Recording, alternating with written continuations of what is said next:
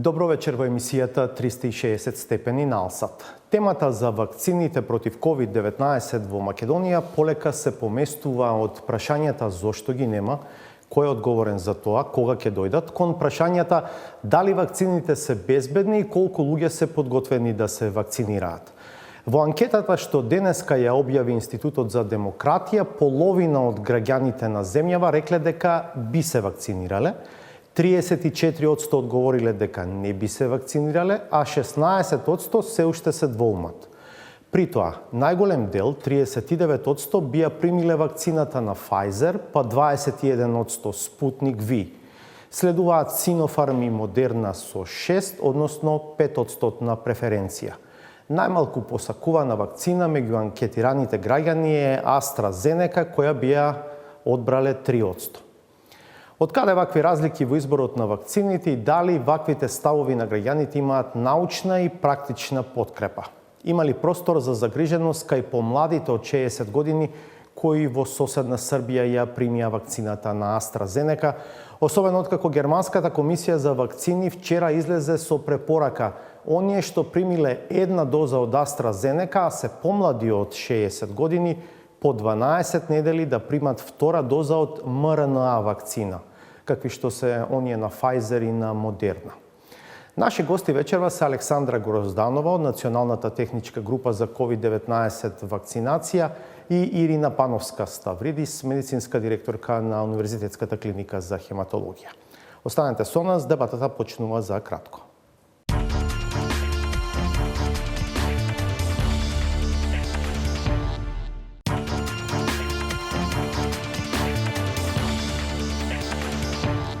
Гледате 360 степени.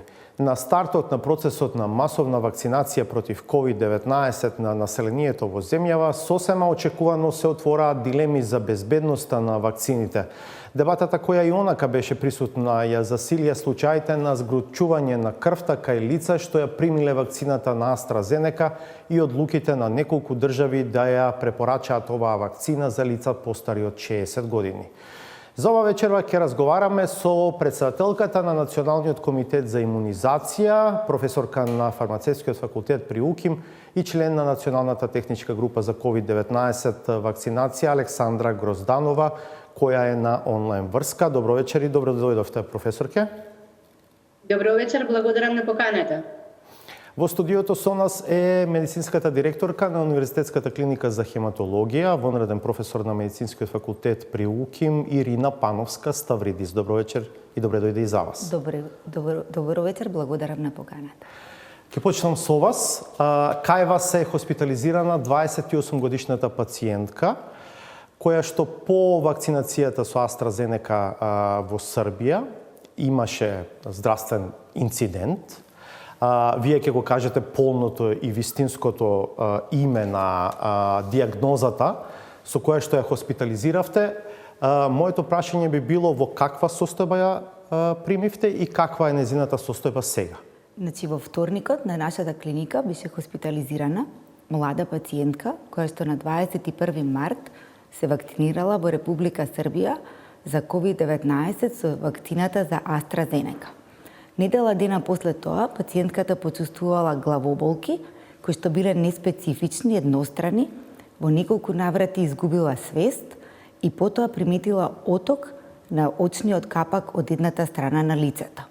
Пациентката по направените невролошки испитувања и крвни анализи беше упатена на нашата клиника, бидејќи имаше многу ниски вредности на тромбоцити, тоа се клетки од крвта кои што имаат улога во згрчување на крвта, а истовремено имаше и изразена невролошка симптоматологија. Сега навистина една контрадикторна ситуација. Мал број на тромбоцити кои што се одговорни за згручување, а во исто време манифестација на можно згручување. Точно, имаше на некој начин парадоксална состојба, меѓутоа не непозната во медицината. Бидејќи не е само оваа состојба која сега ја поврзуваат, наоѓаат дека постои можеби врска со вакцината, се манифестира на овој начин. Туку постојат и други состојби во современата медицина, кога се сеќаваме пациенти со тромби и со ниски вредности на тромбоцити. Меѓутоа, пред неколку дена научниот свет се возбуди и се опиша еден нов синдром кој што го поврзаа со вакцината за COVID-19 на AstraZeneca и кој што го нарекоа ќе се обидам да го преведам на македонски и некако да го симплифицирам за да можеме да го разбереме, од вакцина индуцирана имуна тромботична тромбоцитопенија.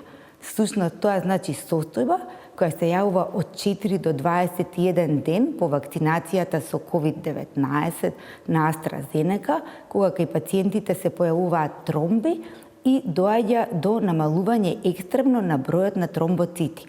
Оваа состојба... Пред да ве прашам, дали таа може да се открие претходно со некакви анализи, истражувања, само кажете ми, сега пациентката во каква состојба е? Пациентката е добра.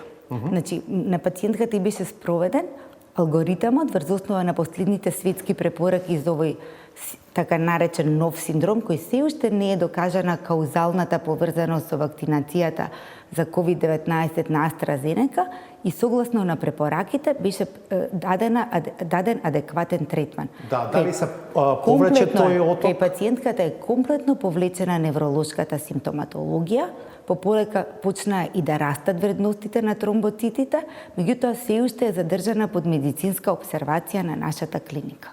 Тоа што важи како некаква препорака за оние што се вакцинирале со една доза на AstraZeneca сега, излезе од ЕМА, беше проследено и од нашите здравствени власти, е дека во случај лицата да почувствуваат состојба во која што губат воздух, болка во стомак, болка во гради, нетипична главоболка, проблеми со видот, дека треба да се јават на лекари да побараат медицинска помош.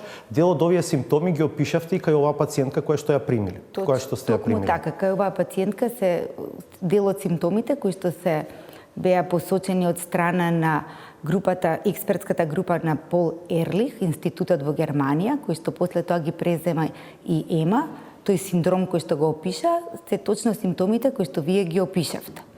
Меѓутоа, Тидоа и Чекор понатаму, тие направи и одредени испитувања и всушност утврдија дека оваа состојба наликува на една состојба позната во медицината која што се нарекува со хепарин индуцирана тромбоцитопенија. Повторно имаме една парадоксална состојба. Ние сите знаеме дека хепаринот представува разредувач на крвта кој го намалува згручувањето на крвта кај пациентите и се дава многу често при хируршки интервенции, при тромбози. Меѓутоа, кај одреден број од пациентите, всушност некаде статистиката вели дека кај 8% од пациентите тој може да се врзе во комплекс со тромбоцитите и да предизвика да се создадат антитела кон тромбоцитите. И потоа, кај 5% од овие индивидуи кај кои што ќе се создадат тие антитела, ќе се намали бројот на тромбоцитите, а кај половина од нив ќе дојде до појава и на парадоксални дополнителни тромбози. Таа состојба се нарекува хепарин индуцирана тромбоцитопенија и се докажува со одредување на антитела кои што се насочени кон факторот 4 од тромбоцитите. Состојбата која што е диагностицирана кај сите овие пациенти комплетно се поклопува и со диагностика, и со клиничка слика, како и кај пациентите кои што имаат хепарин индуцирана тромбоцитопенија. Фразата со која што се оперира од ЕМА е многу ретки случаи на згручување на крвта. Заклучно со 22 март во ЕМА има разгледувано 44 случаи на такви тромбоемболични инциденти, не сите синдромот кој што го опишувате, кај 9,2 милиони луѓе кои што биле вакцинирани со AstraZeneca. Точно. Во право сте. Сега има малку поголеме бројот, неодамна ги објавија, меѓутоа до тој датум беа 40, од кои што само кај 19 од луѓето кои што имаат тромбоза се видени и намалени вредности на тромбоцити. Сакам да ви кажам дека е тоа процент кој што се мери во промили. Малку е дискутабилно, бидејќи секогаш кога сакаме одреден несакан ефект да го опишеме, споредуваме инциденцата на тој настан кај здрава популација, кај која што не е вакцинирана. Се претпоставува дека е малце лесно повисока, меѓутоа не во сите старосни групи. Добро, останувате во студиото, ќе зборуваме и дополнително за овој нов феномен. Професорке Грозданова,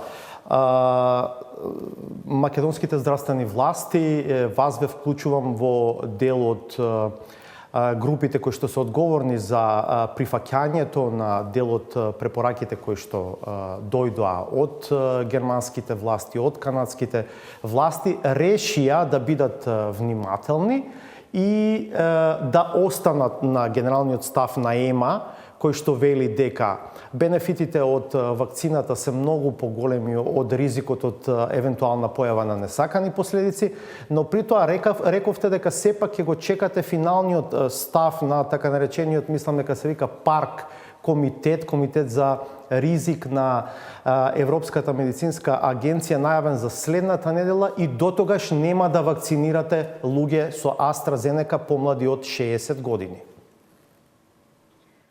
Токму така. Со следење на сите овие информации, кои што морам да кажам беа пласирани во нашата јавност, и Националната техничка работна група и другите здравствени авторитети во Министерството ги разгледаа сите овие информации и донесовме препорака во следните неколку дена будно да ја следиме состојбата, се со цел да видиме навистина колкав ќе биде процентот, односно како што рече доктор Ирина, промилот на вакви пријавени случаи. Малку појаснување до граѓаните, првенствено дека нема никаков простор за паника за оние лица кои што имаат примено досега вакцината на AstraZeneca, зашто ова е едни од најквалитетните и најбезбедните вакцини кои што досега се користи против COVID-19 и е прва авторизирана, односно лиценцирана вакцина. Тоа беше уште во декември 2020 година.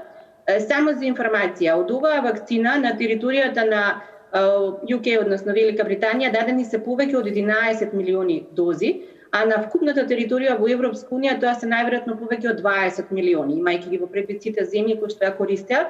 Оваа вакцина е регистрирана во 55 земји во светот и има добиено на 28 јануар и одобрение за употреба од страна на Европската медицинска агенција. На оваков чекор се одлучивме да кажеме да бидеме предпазливи, не само поради двете последни објави, а тоа е на германското регулаторно тело и на регулаторното тело од Канада, туку и претходно, веќе на 18 март, односно 15 март, земјите како Франција и Норвешка и Данска одлучија да го почитуваат овој принцип, односно да го практикуваат овој принцип за недавање на оваа вакцина во старосната група под помлада од 60 години.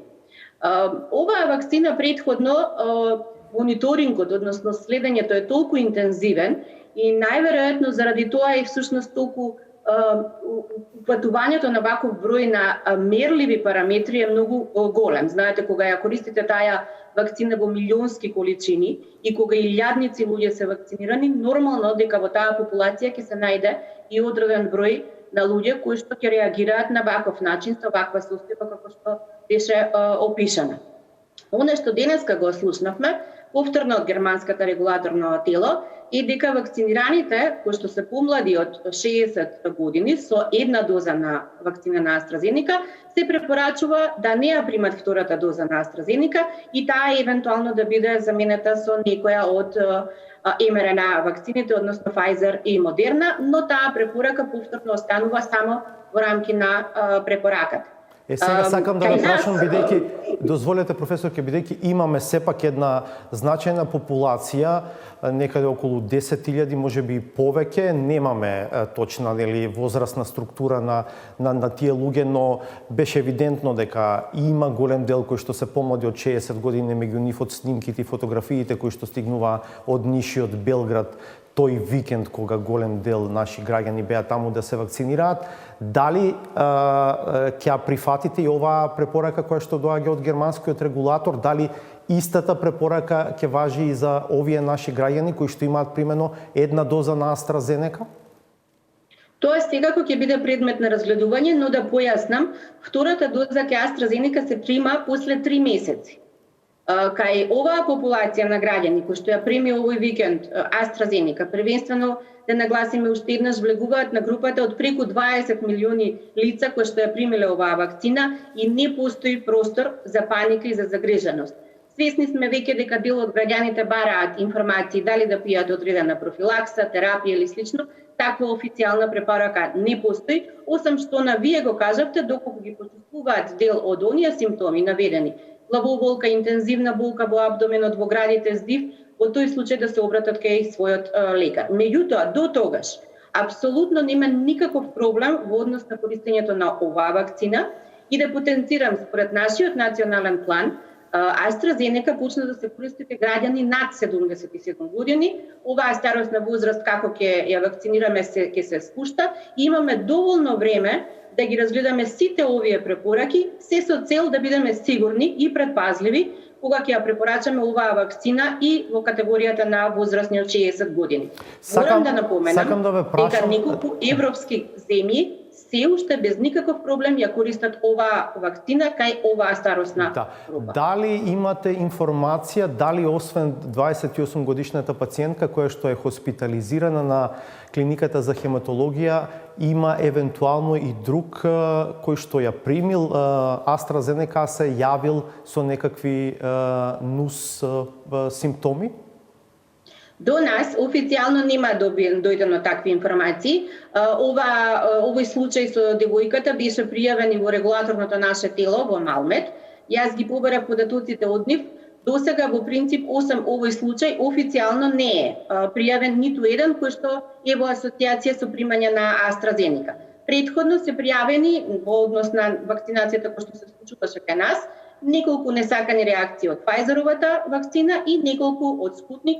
И сето тоа е во рамки на очекуваното. Целта всушност на регулаторните тела и на нашето национално тело Малмет и на Европската медицинска агенција е да будно ги пратите сите тие евентуални несакани реакции, се со цел да направите правилна и проценка и препорака во однос на понатамошното користење на вакцини.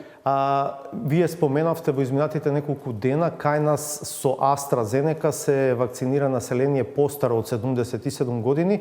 Дали од нив некој евентуално пријавил некакви несакани дејства?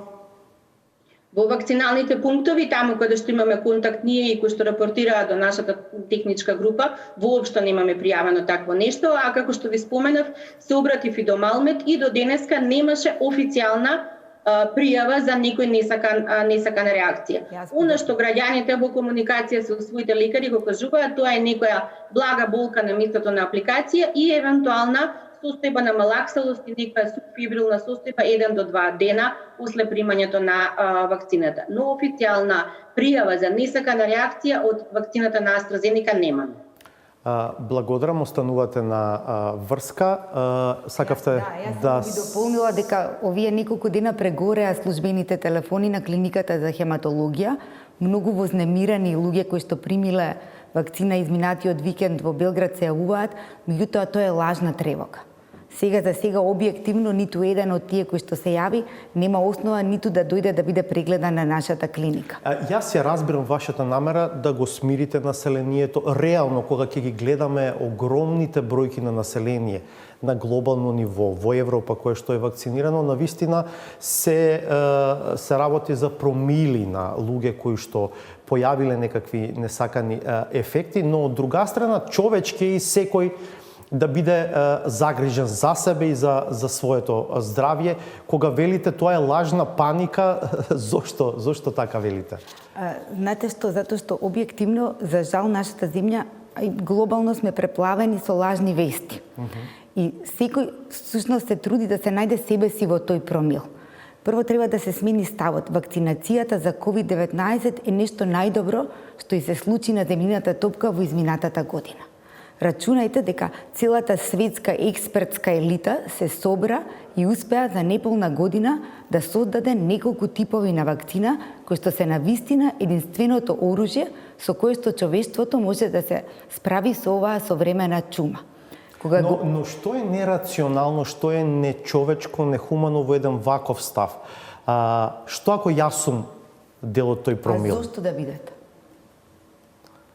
Не, ама има такви примери, нели? На луѓе вакцинирани, еве дури и кај нас се појави пациент. Јас се уште не сум сигурна дека каузалната причина за овој синдром и оваа појава кај оваа девојка е токму вакцинацијата. Еве јас ќе ви кажам, на клиниката во изминатиот период многу слични состојби по прележан ковид имаш. Дали Вакви како оваа пациентка? Пациенти со тоа се вика синдром на Москович, кои освен тромбоза, освен тромбоцитопенија, имаат дури и анемија. Дали да ве потсетам на фактот дека секој пети заболен од ковид, на 5 заболени од ковид, 1 добива тромбоза. Тромбоцитопенијата е многу честа појава кај пациентите кои што се болни од ковид и е лош прогностички знак. Еве, малку поинаку да го гледаме сето тоа. Например, германската статистика ќе ја земеме. Германците велат дека според нивните бројки, на милион вакцинирани, кај 13 ќе се јави тромбоза, а кај 4 очекуваме да заврши фатално. Кај 1 милион. Кај 1 милион вакцинирана популација. Сега вака, ако имаме 60 годишни милион пациенти болни од ковид, 20.000 од нив до 30, во зависност од кој дел од светот, ќе завршат фатално. Ако имаме милион на 40 години пациенти болни од ковид, тогаш 1000 од нив до 1500 ќе завршат фатално, а неколку стотици ќе имаат 30 години. Да, разбирливо е дека се неспоредливи, како се вели, бенефитите од вакцинацијата во однос на последиците од зашто сметам дека е нереално. Еве сакам да апелирам во моментот до јавноста, дека во моментот не постои тест, ниту лабораториска анализа со која што можеме да предвидиме дека не дај Боже на уште некој од нашите граѓани кои што се вакцинирани може да им се случи ваква состојба, ниту постои терапија со која што можат да ја превенираат. И така е преоптеретен во моментот здравствениот систем. Сите дополнителни и непотребни анализи прават дополнителна конфузија. Реално ги уверувам граѓаните дека ниту имаат простор на паника, ниту треба да се сериозно загрижени. Напротив, мислам дека нивната одлука да се вакцинираат е исправна и перспективно позитивна за сите нас. Добро. Професорке Грозданова, имате ли податок колку наши граѓани во изминатите неколку дена, постари од 77 години, ја примиле вакцината на AstraZeneca? Заклучно со 31.3, значи со 31 март, AstraZeneca кај нас беше дадена на 663 возрастни пациенти кои што го задоволуваа овој услов од над 77 години и ви велам официјално до денеска немаме пријавено несакана реакција, а верувам дека на вака релативно мала бројка од 663 доколку постоеше до сега ќе се јавеше. Во однос на ризикот, кога го разговараме, ризикот во однос на бенефитот од вакцините, цело време се разговара во однос на тоа што значи да еден пациент заболи од ковид и што значи да еден пациент прими, односно граѓанин прими вакцина. Неспоредлив е ризикот од компликации и смртен исход доколку таа возрастна група, вклучително и оваа помала од 60 години, го заболи од ковид со сите можни компликации кои што ги гледаме. Значи, подолго време ги гледаме не само акутната состојба, туку и хроничните, понатаму оној пролонг ковид што се јавува, во однос на сепак вака мали бројки, споменавме во промили бројки во однос на вакцината. AstraZeneca не случајно е вакцина која што втората доза се дава после 3 месеци.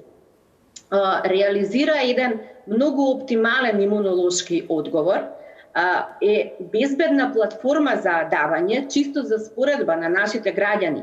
Истата платформа на развој се користи и кај Спутник вакцината. Тоа се така наречени векторски, аденовекторски вирусни вакцини, а како што гледате, дури и од вашето истражување кое што на почетокот го спомнувавте, нашите граѓани сепак некако даваат предност на вакцината на Спутник. Верувајте дека вие во однос на информациите кои што ги имаме, сета оваа можеби и скепса дојде од таму што околу нешто се следи, се мери и се евидентира. Кога за истото немате податоци, вие всушност и не знаете ниту колкава е безбедноста, ниту колкава е ефикасноста на таа друга вакцина. Така да уверувам и јас и се надополнувам на доктор Ирина дека станува збор за непотребна паника, навистина меѓу граѓаните и мислам дека скоро ќе видат, особено што со секој ден поминат без никакви проблеми, ќе забележат дека е се во ред и дополнително да веруваме на научните истражувања. ќе споменам, повеќе од 20 милиони дози дадени во последните 3,5 месеци. Мислам дека е доволен аргумент да бидеме сигурни во квалитетот и безбедноста. Но, од друга страна, ќе бидеме предострожни и ќе ги пратиме сите препораки на другите национални комитети.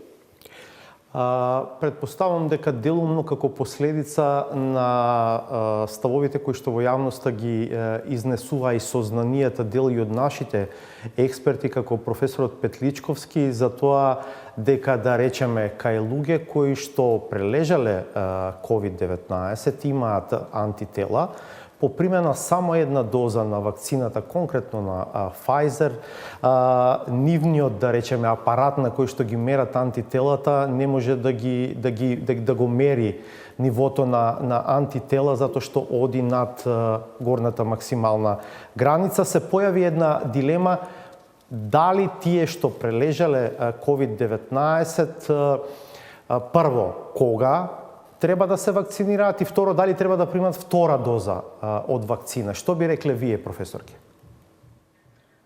Ние овие податоци не само што ги видовме кај нас во однос на високиот титар, односно високото ниво на антитела, кај приматели на првата доза на вакцината конкретно за Pfizer, меѓутоа кај оние кои што го поминале ковидот, тие податоци ги видовме и во меѓународната литература и во податоците кои што веќе официјално се споделуваат. Едно нешто е кога размислуваме како научници и експерти, апсолутно ќе се сложам дека да, доколку размислуваме рационално од аспект на рационално искористување на бројот на вакцините и доколку го гледаме доволниот број на антитела кои што се создаваат со една доза на Pfizer, секако би предучила дека тоа е можно решение. Но имајте во предвид дека од регулаторен аспект, доколку говориме за оние сертификати кои што многу брзо ќе бидат потребни и за нашите граѓани, комплетно вакцинирана индивидуа е само онаа која што има примено 2 дози од соодветната вакцина. Тоа е насочено и од експертските тела, вклучително националните регулаторни тела, светска здравствена, меѓутоа и од производителот. Што значи дека се она што вие ќе направите одредена адаптација во однос на дозажниот режим, например да се адаптира временскиот период помеѓу прва и втора, или да се даде само една доза, тоа го именуваме ние како off-label употреба на тој лек, во овој случај вакцината, и не сме сигурни, затоа и до сега оваа препорака не е дадена, дали тоа ќе значи и се обезбеди за нашите граѓани да може да го добијат тој меѓународен сертификат, кој што ќе бара вакцинацијата да е спроведена со 2 дози. Европската комисија се уште ги разгледува ставовите, што се тој сертификат за потврда за вакцинација ќе содржи, вклучително секако дека ќе постојат и параметрите негативен ПСР, прележан COVID и доволно ниво на антитела, но до тогаш нашата препорака е дека одиме со 2 дози на вакцина. Дел од граѓаните сами, особено лекарите, сами го детектираа високото ниво на антитела и одлучија да не ја примаат втората доза, и тоа е сосема во ред, но повторно кажувам, од регулаторен аспект, индивидуата е комплетно вакцинирана само со примање на 2 дози од соодветната вакцина. Да, мислам дека сте прилично јасни во тој дел. Доктор Пановска Ставридис, би надополнила. Да? Александра нека дел од вашето прашање дали треба да примат вакцина тие што прележале. Да, и тоа во тек од 6 месеци по прележаната инфекција. Постои препорака дека тие што имале тежок ковид во хоспитални услови и биле зависни од кислород не треба да се вакцинираат, а сите останати треба да се вакцинираат. И второ, не знам, нека ме дополни Александра, може би повеќе следи, воопшто не постои официјална препорака дека треба да се одредува титар на антитела. Затоа што не постојат стандардизирани тестови во светот за одредување на титарот на антитела. Повелете, Грозданова? Токму така. Во однос, да, заборавив да го искоментирам и другиот дел од прашањето. Доста од граѓаните го поставуваат и тоа прашање, беше разгледувано и на Националната техничка група за COVID-19, меѓутоа и на Комисијата за заразни. Најмалку 1 месец по прелажување на COVID.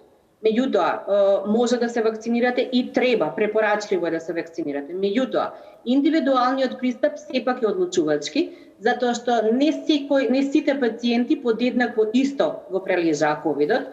дел од нив имаат тешка клиничка слика, дел од нив се уште и после неколку месеци, 2-3 месеци, имаат симптоми и тоа е таа состојба на пролонгиран, односно хроничен ковид и кај нив не се препорачува вакцинацијата до комплетното оздравување. Веднаш по комплетното оздравување, секако по одредени наоди кои што ќе се добијат со медицинска потврда, таа индивидуа се препорачува да биде вакцинирана. Всушност не постои правило дека ќе кажеме од таа дата вие се вакцинирате, а од таа дата не. Најмалку 1 месец по прележување, во период до 6 месеци вие сте обезбедени со одреден имунитет, кој што ви го дава прележувањето на болеста. А во однос на мерењето на антителата, верувајте, првенствено тоа представува оптеретување на здравствениот систем, секако дека секој сака условно да знае колкаво е количеството на антитела што ги има од аспект колку е заштитен, но мора да посочиме и тоа дека тоа е само еден параметар. Знаете, дури и ке оние нон-респондери, доколку немаат високо ниво на антитела, тоа не значи дека во позадина Т-клеточниот имунитет не функционира и таа индивидуа е заштитена. Немаме никаква препорака да се следат нивоата на антителата по примање на вакцината од неколку аспекти. Нема унифициран став, значи нема унифицирани ни методи и тоа не ви доведува до некој параметар кој што понатаму ќе има примена апликативна. Што значи доколку еден пациент има 5, еден пациент има 25, а другиот има 100 антитела. Во тој сегмент, во делот на вакцинацијата, не постои препорака за следење на нивото на антителата. Разбирам. Доктор Пановска Ставридис, вие примивте 2 дози од Pfizer? Да. Како го поминавте периодот по вакцинацијата? Искрено, имав одредени несакани ефекти по апликацијата на првата доза и тоа не од тие типични, туку имав зголемени лимфни јазли под аксилата од страната каде што ми беше аплицирана вакцината. Тоа е опишено во... Да, опишано и во Соединетите Американски држави, каде што има најповеќе реципиенти на вакцината на Pfizer, дури многу жени и биопсија претрпеле под сомнение за карцином на дојка, меѓутоа тоа е сепак само несакан ефект од вакцината. А втората доза немав апсолутно никаков несакан ефект. Колку време помина по втората доза? 3 недели. Со оглед на ставот кој што го изнесовте во однос на тоа дека не треба да се мери титар, претпоставам не сте мереле титари. Не, професор Александар Петличковски, кој што е врвен експерт и кој што јас многу го почитувам, спроведува национална студија. Така. Тој сака... Мислам дека зборува за примерок од 200, ако не се зголеми во меѓувреме примерокот на вакцинирање. Неговата идеја за оваа студија што ја спроведува е да види како македонците ќе реагираат на различните типови на вакцина кои што ќе бидат аплицирани во Македонија и јас учествував во неговата студија и дадов примерок на крв. Меѓутоа не сум го проверила титарот на антител.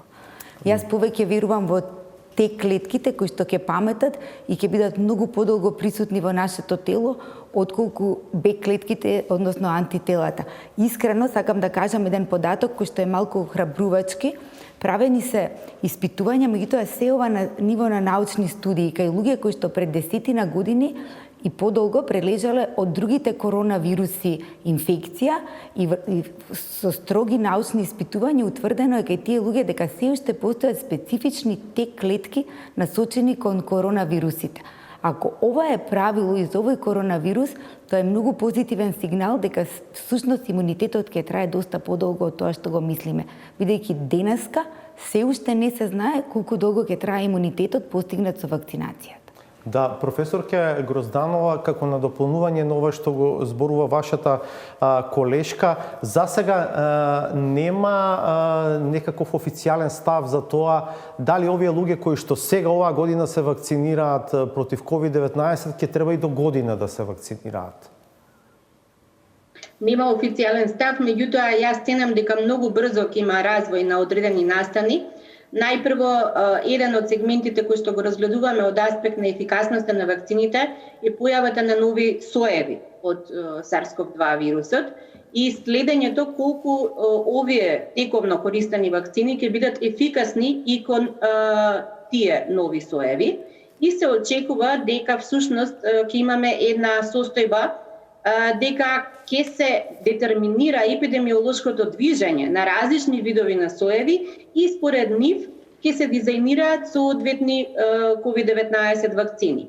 тој модел веќе го следиме кај вакцината за грип, која што е 4-валентна, односно 4-типна, и каде што секоја година всушност имаме апдейт на сојот кој што се инкорпорира во таа вакцина. Дополнително во однос на временскиот период, колку временски период ќе обезбедат заштита овие вакцини, изворедно е битно и имаше една и насока од Светска здравствена да што поинтензивно, побрзо, временски, масовно се вакцинира. Од аспект епидемиолозите тоа го објаснуваат да му се остави помалку време и простор на вирусот да мутира. Секоја нова мутација кај вирусот ни значи прашалник, односно прашање дали соодветните вакцини ќе делуваат. Но мислам дека тековни се истражувањата дури и во однос на возрастните популации, ве видовме дека Pfizer наговестува изворедно ефикасна вакцина и кај адолесцентската популација помеѓу 12 и 18 години, можеби и таа група ќе биде вклучена во вакцинирањето, но јас веќе очекувам дека летово до есента ќе имаме и нови препораки и нови типови на вакцини соодветни за вирусите, односно варијантите на вирусот кои што ќе циркулираат. Покрај AstraZeneca стигна и 20.000 дози од Спутник како донација од Србија. Каков е планот со Спутник Ви вакцините? Кого ќе вакцинирате? Ја споменувате така наречената критична инфраструктура, така тоа се полиција, армија, па и новинари? Да, и новинари. Беше разговарано, значи ние се движиме според националниот план за вакцинација. Почнуваме, односно мора да ги завршиме здравствените работници кои што минатиот пат, односно пред 2 недели всушност на дел од нив им беа откажани термините кога почна состојбата на активирање на модуларните ковид центри. Тие се приоритет и почнуваат веќе од понеделник. Почнуваме со одредени категории од оваа популација на критична инфраструктура, тоа значи војска, полиција, како што споменавте. Имаме уште 5-6 други институции, меѓу кои што се наставничките од 1 до 3 одделение, потоа негователките и учителките во градинките, се со цел да може општеството, на што велиме, да функционира. Тука во таа приоритетна група ќе бидат и транспортните услуги, односно шофирите во јавните предпријатија за транспорт, и се размислува, сега се собираат податоците колкава бројка од оваа популација би била. Секако веднаш ќе почнеме со вакцинирање и на хронично болните пациенти. Се размислува за одредени категории на повикување. Например, беше дискутирано за диализните центри, односно пациентите на диализа. Се прават сега во однос на приоритизација на возрастна. Верувам дека со AstraZeneca ќе одиме многу брзо и ќе стигнеме до таа возраст од 70 години. Како ќе доаѓаат нови количини на вакцини, мислам дека така ќе се адаптира всушност и нашиот план и препораките за приоритетните групи. А секојдневно слушаме некакви најави за следните пратки, следните дози. Што се вашите информации, кои се следните вакцини кои што треба да стигнат барем во следните недели? Ние од делот од COVAX ќе имаме секако уште една пратка од AstraZeneca од 60.000. Потоа ги очекуваме кинеските вакцини и секако во рамки на нашиот договор со Спутник, кој што директно го имаме со Русија, и дополнителните 20.000 од оваа втора компонента од Спутник. Очекувам дека веќе во периодот од април месец до крајот на април месец навистина ќе влеземе во оној процес на така наречена масовна имунизација, имајќи во предвид дека кинеските вакцини се во некоја бројка од 200.000, овие со Спутник се исто така, а ги очекуваме и веќе конечното завршување на Pfizer договорот и нивната испорака во рамки на нашиот договор, како државниот договор со Pfizer. Пановска, можно ли е со оглед новија податоци кои што на почетокот ги прочитав како резултат од една анкета која што ја спровел Институтот за демократија, кој што покажува подготвеност за вакцинација само на 50% од населението, да се доведеме во состојба како во соседна Србија, да имаме вакцини во еден момент, а да немаме заинтересирани да ја примат вакцината. Јас мислам дека ова многу подобро од состојбата во соседна Србија. Јас не мислам дека таму и 20% од населението покажува интерес за вакцинација. Мислам дека вие можете да помогнете најповеќе новинарите со една позитивна кампања, сепак да го подигнеме нивото на свесност и што значи вакцинацијата. Мене ми е многу интересно дека најголем број од испитаниците во анкетата сакаат Pfizer, а не сакаат Moderna. А тоа се апсолутно исти вакцини. Добро, Moderna, веројатно и малку информации има за Moderna. И па знаете што, и тоа сите овие несакани ефекти и се е всушност overload, премногу информации. Јас мислам дека човештвото никогаш не памети волку масовна имунизација, ниту постои процес кој што бил толку внимателно обсервиран како што е вакцинацијата за COVID. За Moderna претпоставувам дека имаат најмалку информации, меѓутоа идентична е како што се Спутник и AstraZeneca на ист принцип направени, тоа истото и со Moderna и Pfizer. Двете се месенџер РНК вакцини. Разбирам. Со голема доза на внимателност, денеска споделивте со мене линк од објава на две студии на станува збор за CDC. Тоа е Американскиот центар за контрола на болестите, Center of Disease Control. Кој што покажува дека пак велам со голема доза на резерва, дека оние кои што ќе бидат соодветно имунизирани со две дози на вакцина, дека не само што го намалуваат ризикот од заболување, од хоспитализација, од тешки манифестации на болест, на смртноста е секако исклучена, туку интересно, најверојатно и нема да го пренесуваат вирусот на други. Точно. Јас и малку и поопширно ќе одговорам, пошто мислам дека постојат некои работи вака што во јавноста не се јасни, можеби Александра и ќе ме коригира. Значи, кога велиме дека ефикасноста на одредена вакцина е 95%, тоа не значи дека 95% нема да заболат, а 5% ќе заболат. Тоа всушност значи дека на тие што ја примиле вакцината 95% им се помали шансите да заболат, односно некои 0,012% ќе заболат. Кај истите тие што примиле две дози, спроведена е студија и правени се брисови. И видено е дека воопшто не можат да бидат ни носители на вирусот, што значи дека тоа што мислевме дека после вакцинацијата ќе можат да бидат трансмитери на вирусот, иако се комплетно имунизирани, ќе падне во вода. Меѓутоа, тоа се само две студии. Тоа сега што го говоревме, дали една доза, дали две дози, дали титар на антитела, не. Сите ние сме многу возбудени. Секојдневно излегуваат нови податоци и ние сите сакаме да ги споделиме со пријателите, со научната јавност. Сепак, се уште ставот е и дека после комплетна имунизација треба да бидеме многу внимателни и дека остануваат мерките на предпазливост, дека третата доза на вакцина се маските. Грозданова, само за крај ве молам, до финалниот став на Европската медицинска агенција останува ставот кој што веќе го имате соопштено јавно, така, во однос на вакцината на AstraZeneca? Така. Како што споменав, ние и според предвидениот план, AstraZeneca ја наменивме за граѓаните над 60 години, односно почнавме со најстарата популација, над 77 и се движиме надоле. Ќе имаме доволно време да ги следиме овие препораки и да видиме што точно ќе се утврди и многу е предпазливо од наша страна да следиме и да потоа дадеме официјални препораки. Во овој период, како што споменав, никој од тоа не губи. Нема потреба да се изгуби довербата во вакцината, ќе споменам уште еднаш. Изворедно, безбедна и ефикасна вакцина, дадена во повеќе од 20 милиони дози во период од 3,5 месеци. Било каква асоцираност е многу подобро да се следи и да се знае со цел превентивно и потоа практички да делуваме во одредена категорија на групи. Меѓутоа, тоа ќе го следиме и до тогаш остануваме на овој став. Добро, завршуваме, да, кратко. Само би дополнила. Денеска излезе податок дека на 18 милиони дози аплицирани на AstraZeneca во Велика Британија се вкупно 30 тромбози евидентирани.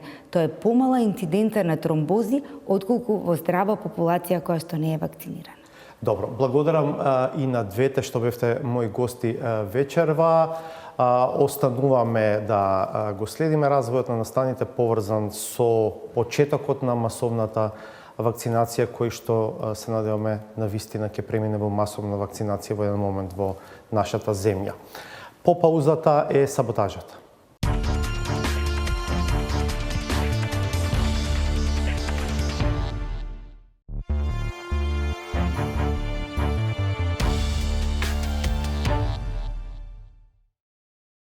Check the mic and make sure it sound right, boys. Svi. Fair enough. Mogućnosti veliki. Svi. Šta je šta? Ne predužam, svi. To su ove žute svetiljke kroz evropske zvezdice koje imaju na njihovo zname. Zname. Šta je šta? Samo se kreće gori odmah ste dole, toliko je. No matter what. Kako vi zovete ova vladavina prava, ova rule of law, melem na ranu, demokratizaciju, ova sloboda govora, kako vi zovete ova sloboda sveopšte opštenje, šta je šta, slobode čovjekova prava, ova opštenje koje građani koriste, ova who cares? Fair enough. Ne дека не има puno osjećaja ovdje. Ne дека не za svađa i problema ne vodi nas nikud. Teško je svađati se sa Zoran Zaev. To je rizično. Who cares? U engleskom? Ili kineskom? Who cares? Jezik je da se bolje razumimo. Who cares? Na kraju možda popričamo i engleskom ili kineskom. Mogućnosti veliki. Zbor mora biti zbor. Svi. Bleskavi primjer. Svi. Osjećaj odličan kad jedno drugome pomaže. Zbor. Kad razume jednom drugome. Svi. Pa napravi skaljilo da si jedan pokrene više. Svi. I kad to postoji, sada treba samo da spojimo i da otvorimo sve mogućnosti koje spajanje donosi, odnosno povežavanje. Potočno reći. Svi. Ali mora da ima kraj. Da se zna kad završava. Пријатно до понеделник во 22.